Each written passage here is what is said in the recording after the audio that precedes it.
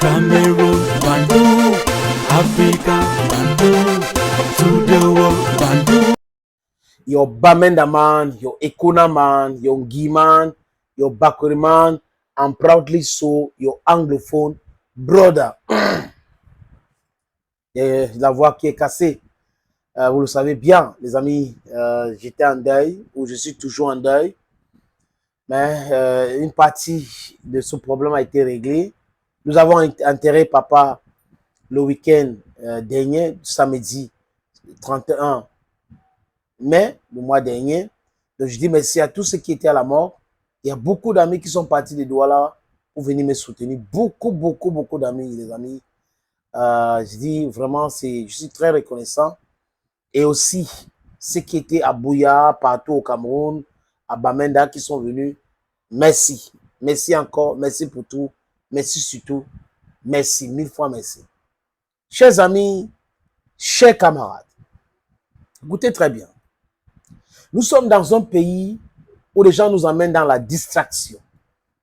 Nous sommes dans un pays où les journalistes n'ont plus honte. Nous sommes dans un pays où les gens qui ont embrassé ces métiers de blogueurs, vlogueurs, influenceurs n'ont plus honte. Ils raisonnent par rapport au billet de banque qu'on les donne. C'est comme ça que ces gens-là raisonnent. Si vous me donnez plus, je raisonne comme vous m'avez donné. Et comme ça, voilà. Mais si vous ne donnez pas plus, je raisonne comme les autres. Pour vous faire mal, que vous me donnez encore plus. Sinon, comment comprendre que on est dans une situation tellement terrible, une situation alarmante. Des autres qui sont spécialistes en éto-batching, ils insultent Eto à longueur de journée. Certains sont des blogueurs spécialisés d'un parti politique, dont ils défendent le MSC par exemple. Certains défendent le PCRN. Certains défendent le RDPC. Eto, donc, c'est un facteur unificateur. Eto les a mis ensemble, dévoiler le vrai visage de ces analphabètes politiques, de ces haineux, de ces extrémistes notoires, de ces tribalistes. Il a dévoilé les images de ces gens-là. C'est pour cette raison que moi, je vous dis ici généralement qu'il y a deux catégories de personnes dans ce pays qui parlent de football. La première catégorie, c'est les gens qui veulent la transparence.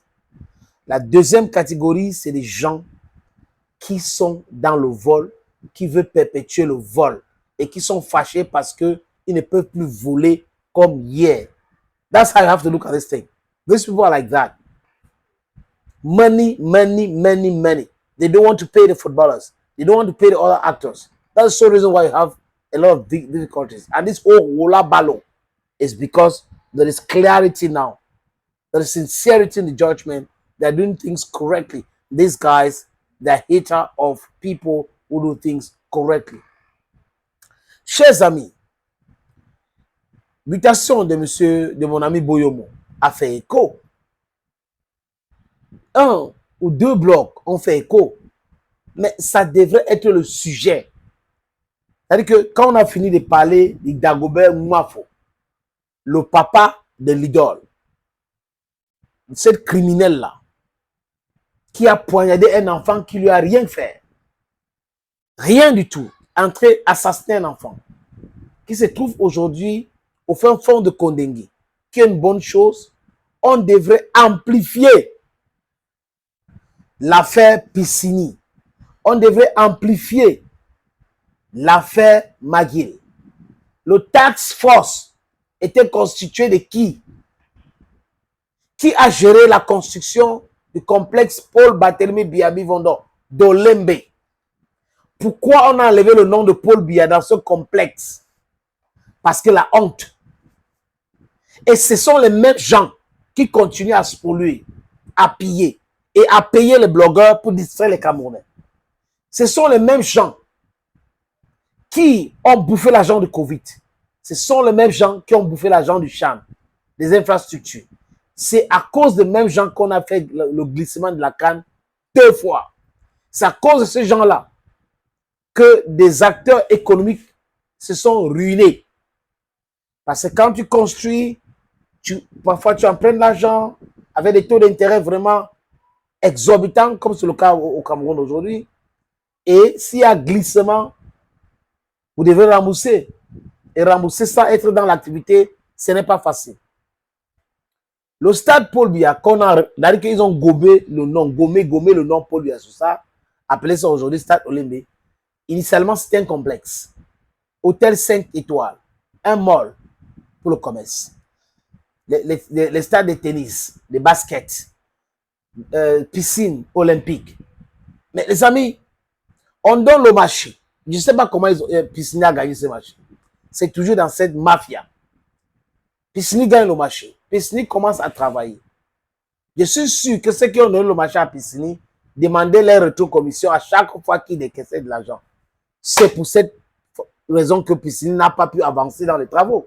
Parce que si vous me donnez 5 milliards et que je dois mettre 4 milliards dans les travaux, vous venez demander votre commission 2 milliards, vous dites que je dois vous donner là. Ça empêche le travail d'avancer. Et c'est comme ça que certainement ils ont fonctionné. Et M. Ferdinand Gongo et le Task Force ont retiré, chers amis, ces marchés illégalement à Piscine. Piscine est parti porter plainte.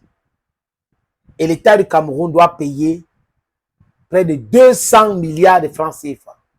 Vous entendez très bien. Cet argent-là pouvait acheter le matériel dans les hôpitaux, le plateau technique Gani, les écoles et autres. Mais ça n'a pas enfumé. Parce que des gens, par l'incompétence, par leur méchanceté, par leur cynisme, ont retiré le marché à Piscine. Ils donnent le marché à McGill, la société canadienne. On ne sait pas comment McGill a fait pour gagner ces marchés, mais on les a vus. Ils ont commencé à travailler bis repetita. On les a encore retiré le contrat de façon abusive. Ils sont en train de demander une vingtaine de milliards aujourd'hui. Les amis, on est à plus de 200 milliards de francs CFA que M. Ferdinand Gongo, M. Moelle Kombi qui pilotait les travaux, sont en train de faire perdre à l'État du Cameroun. Et les gens ne parlent pas. Et les soi-disant journalistes spécialisés dans le football ne parlent pas. Et les blogs spécialisés dans le football ne parlent pas. Ils attendent qu'Eto pas uriner pour parler. Ils attendent qu'Eto et sa famille fassent une vidéo. C'est pas comme ça qu'on dit. Que on voit Eto dans une vidéo. On commence à commenter. On attend que Maurice Kamto part en France pour son meeting pour commencer à commenter. Ils ne commentent pas les choses plus importantes pour eux. Le détournement des fonds publics là, ça asphyxie l'État. Et les amis, je vous dis que ceux qui ont retiré le contrat de Piscine et McGill ont fait sciemment. C'est comme les entraîneurs, le licenciement abusif des entraîneurs et les réparations qu'on paye. C'est un business. Le licenciement des entraîneurs au Cameroun, c'est un business. Et là, ils procèdent de la même façon dans les contrats, les grands contrats. On va vous retirer le contrat, vous allez porter plainte et on va vous payer et on va prendre notre commission là-dedans. Voilà comment les gens réfléchissent. Ils veulent de l'argent. Mais attends, ils ont amassé des fortunes, mais ça ne leur suffit pas. Ils veulent continuer toujours à piller, toujours piller. Je ne comprends pas, les amis. C'est terrible, c'est terrible. Voilà le Cameroun pour vous. Parlez de Ferdinand Gongo et de Jean-Narcisse Moelle Kombi. C'est important ce sujet-là, les amis. C'est quand même... this country is just sick.